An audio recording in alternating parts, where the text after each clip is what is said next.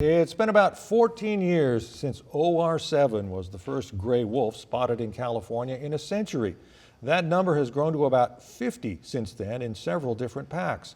Some people are rejoicing, others seething. I want to warn you, there are some graphic pictures of cattle slaughtered by wolves in this story.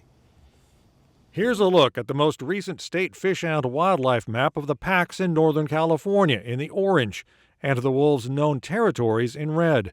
Senior wolf advocate at the Center for Biological Diversity, Amaroq Weiss, says the evolving dynamics of California's returning wolves are thrilling as we see wolves meet up with each other to establish or merge packs.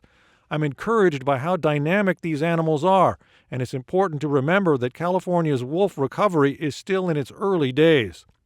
But the wolves have to eat, and local cattle ranchers say too often it's their livestock on the menu.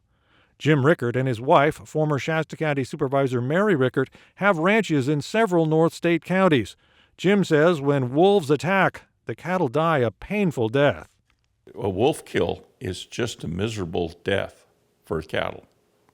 It is just miserable. In what way? They attack them from the back end, and they'll be consuming the animal and taking them down. And they'll still be alive. Gray wolves are a protected endangered species. It's illegal to kill them. Mary says something has to be done to change the wolves' dietary choices.